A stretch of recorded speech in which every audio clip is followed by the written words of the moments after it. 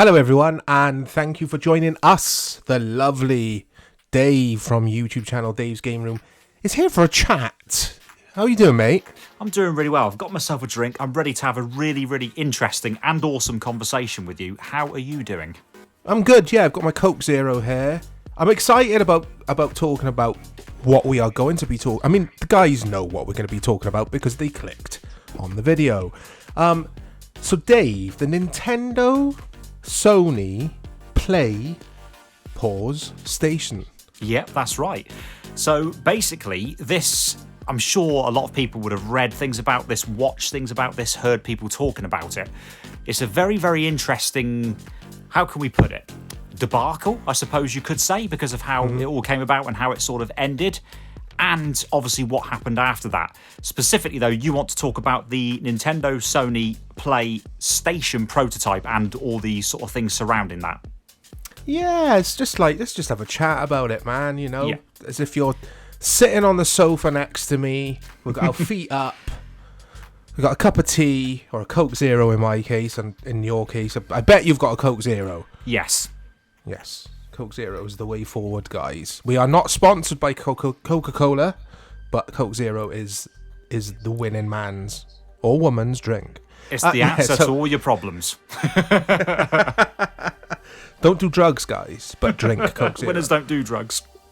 Winners don't use drugs, but they do use Coke Zero. Anyway, so yeah, back to this console. I've been intrigued, like many gamers. I've been intrigued by the whole story. Like you've just said, the debacle. Guys, if you don't know anything about this console, here is a picture of it to get you in the swing of things. That's what it looks like. So, Dave, where should we start? We've got no structure with this video. We've written nothing down. We just said, should we talk about the Sony Mega Drive PC Engine? And Dave was like, nah, it's not called that, Mike. So, Dave, fire away, mate. What we gonna say about this thing? Well, firstly, we were talking about the Atari 3DO Jaguar Amiga. Now, in all seriousness, let's go back to how this all sort of began, shall we say? Yeah. The story goes that Ken Kutaragi, who most people know as the father of PlayStation, because let's face it, he was. His daughter was playing on a Nintendo Famicom, so this is early sort of 80s, mid-80s. And he was listening to the audio that was coming out of it, the music, the sound effects. And he was saying, or he was thinking rather, actually this doesn't sound too good. I think I could do a much better job. I could produce some sound hardware that would go into a video game system and would actually produce much better sound, much more impressive sound. So what he did, unbeknownst to any of his bosses at Sony, I've got to add, is he actually approached Nintendo with that and said, look, I can build you and develop you some sound hardware that's absolutely fantastic, that blows the socks off of what you've got in that Famicom for a future project if you want to. And that is essentially what happened. The Super Nintendo / Super Famicom console that got released has got a Sony branded audio chip inside it, which is the working of Ken Kutaragi. So That's so cool. That started the sort of Sony Nintendo working at that stage.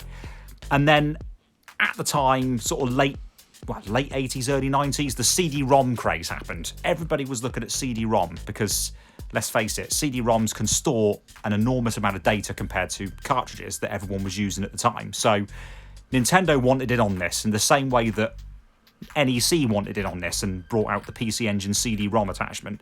Sega wanted in on it. They brought out the Sega CD or the Mega CD. Nintendo, likewise, didn't want to be left behind, so they wanted to produce something that would give them a CD-ROM attachment for the Super Nintendo. So that, again, is where they worked with Sony, or they started to work with Sony. And essentially what happened was Sony were going to develop an add-on that attached to the bottom of the Super Nintendo or Super Famicom. They were also going to develop the Super Disc format, which essentially is just their version of a CD that could be played on a Super Nintendo console. But as part of that whole agreement that they had with Nintendo, they were going to produce their own all-in-one unit, which was referred to as the PlayStation, and it's what you've got pictured at the start of the video. There is a cool chart on the wiki, very detailed chart, and it goes into specifics of the technology under the hood, if you like, with the specs of the what would have been the Sony PlayStation Nintendo Mega Drive, whatever it's called. But it's got the comparisons to how the SNES CD would have compared with the Sega CD and the PC Engine CD-ROM, guys. You could see that there. I'll put that up on the screen for you. You could see that. It's really interesting. So you got the main RAM in there. You got the video RAM, 64 across the board. But I just love how they've got these specs up compared to a PC Engine CD-ROM and the Sega CD there for something that never happened. Does that make sense? Yeah, what's interesting, they've got the Sega CD as having a CPU that ran at 7.16 megahertz. I'm pretty sure the Sega CD had its own CPU, another Motorola CPU, that actually ran at about 12 megahertz, if my memory serves me correctly. I'm not convinced that's right, because that 7.16 is what the Mega Drive runs at. That's the Mega Drive CPU. But the Sega CD or the Mega CD also had a CD-ROM on, not a CD-ROM, a processor on its board, another Motorola processor, and I'm sure it ran at a higher clock speed. So, moving forward with this, what happened? And how many of these things in the wild are there? There's just the one, isn't there? I think there's one that we know, and that was the one that was discovered by a chap who unfortunately passed away last year. That's Terry Diebold, I think that's how you say his name, or Diebold. He actually got one of these as a result of like an office closure. I think it was related to Sony in some way. And he actually bid on an auction lot that had this Nintendo PlayStation prototype in the box. So that's how he came across it. Now, he obviously, as you do, stored it away. You know, he just stored it away. He had no idea what it is, as far as I know. He had no idea what that was or the significance of it. And it was actually his son that braked the fact that they actually had this thing on a Reddit post, which I think you discovered before we came on air. Yeah, I've got it here, mate. I've got it here. So, 7 years ago, and posted by a user who went by the username Analog Boy, who is this gentleman's son. Yeah. And the thread, guys, as you can see, it says, "It took forever, but I finally got some pics of my dad's Super Disc." Just click on the photo there.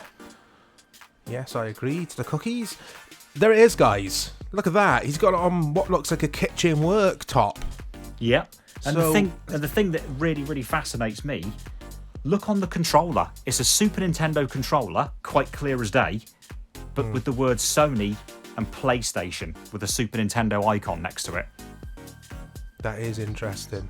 So cool. That unit there, to me, that looks fantastic. You can see clearly the Super Famicom or Super Nintendo cartridge slot in the back. That looks absolutely fantastic.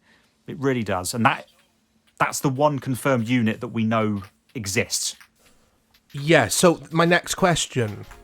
Wasn't there an auction a few years ago, 2020? There was. And some guy paid a lot of money. Was it for this? This prototype? It was for that prototype, quite right. I think it was either Terry Diebold or his son actually put it up for auction. And it did get bought by, I think it was a private collector, I'm not sure, or it might have been a museum owner or something, but it did get purchased for, I think it was a few $100,000 in the end is what it sold for. I was actually I was expecting more than that because of the significance of that piece of equipment. 6th of March 2020, over at TechBlog, Nintendo Super NES CD-ROM prototype console sells for $300,000 at auction. I wasn't far off. No, you wasn't. There's a copy of Street Fighter 2 Turbo in there. Yeah, the Japanese Super Famicom copy. Finally, after 3 heavy weeks of bidding,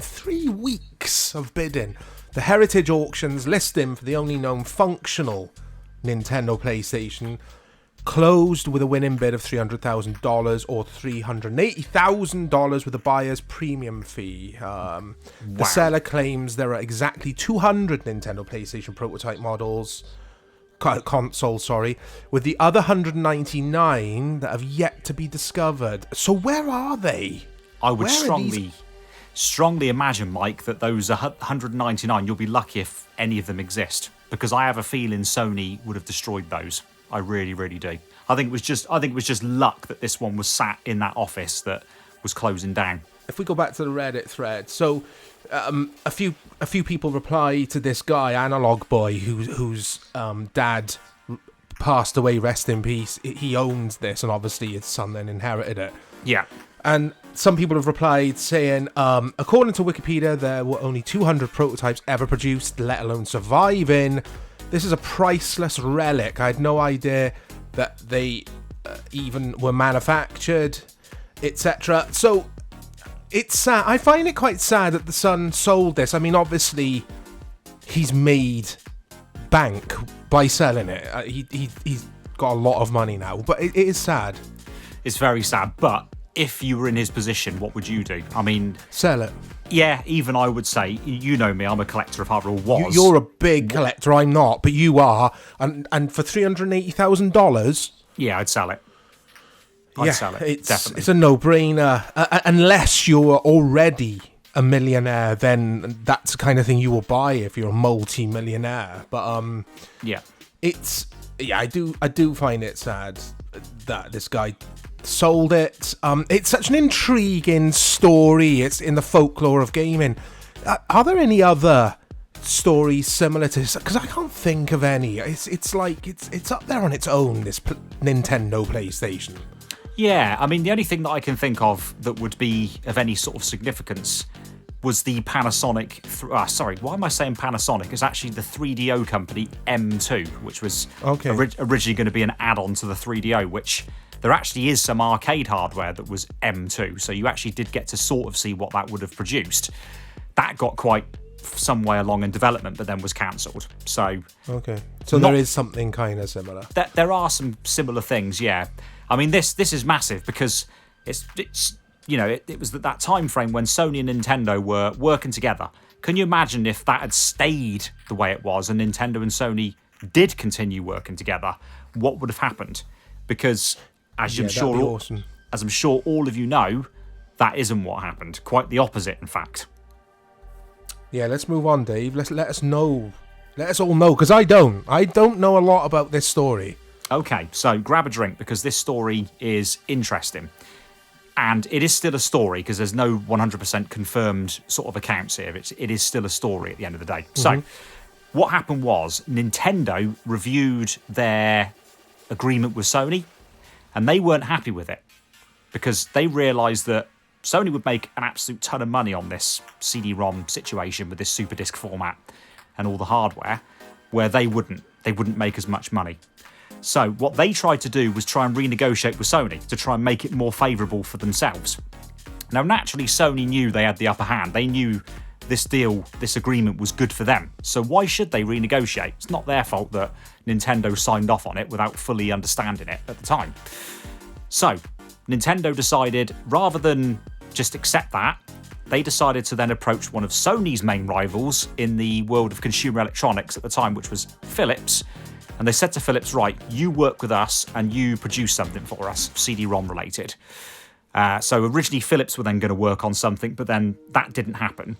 And Philips actually got some Nintendo licenses to produce some games for their own system, which of course was the CDI. So you might remember some Mario and Zelda games appearing on the Philips CDI, for instance. Mm-hmm, yeah, not necessarily for all the good reasons, because they weren't great games, unfortunately. That was all part of this whole thing with Nintendo and Philips. And it was Nintendo's way of trying to sort of say to Sony, okay, well, if you're not willing to renegotiate with us, we'll just go with one of your competitors, no problem at all. And that's when Sony decided, right, okay, you know what? We're going to go about this ourselves. Now, the actual reveal of this whole betrayal was really, really massive. So, Consumer Electronics Show 1991, Sony gets up and does its presentation and announces it's working with Nintendo, announces the Super CD-ROM and the Sony Nintendo PlayStation. And yes, that pause is on purpose, guys. It was PlayStation. Anyway, Nintendo comes up and does their presentation to the Consumer Electronics Show and says, forget that, we're working with Philips on a CD-ROM based project for the Super Nintendo / Super Famicom. Wow, no way. Yes, so you can imagine what happened. Kutaragi would have gone back to his bosses and would have said, oh God, this has happened, we've been betrayed, we've been stabbed in the back. The whole consumer electronics world now thinks that Philips are working with Nintendo. So, because they weren't willing to just give up, because they'd invested quite a bit in this whole Super CD-ROM, Nintendo PlayStation situation, Sony decided to go it alone. But what they did, and this is a key thing for me, they decided to wait until the next generation. They didn't want to rush something out to try and compete with the Mega Drive / Genesis, Super Famicom, Super Nintendo. Yeah. They thought, we'll actually go and do this for the next generation, and that was a key decision. In amongst all of that, though, Sony did try and fight fire with fire. They did approach Sega, Nintendo's biggest rival at the time, to try and do some collaboration with Sega on, again, future hardware projects, which actually Sega of America were on board with. Sega of Japan turned around and said, who the hell are Sony when it comes to games? They're nothing when it comes to games. We don't need to bring Sony in. Can you imagine if Sega had actually got their flipping heads together and realised, actually, it's a good idea to bring Sony on board? Yeah. It would have saved Sega. It would have changed the landscape of Sega at that time. And the thing was, this created something amazing. For me, this changed the face of video gaming forever.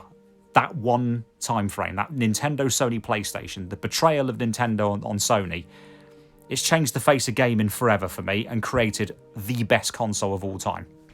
Anything you want to add to this story before we wrap this video up, mate? Because it's such an intriguing...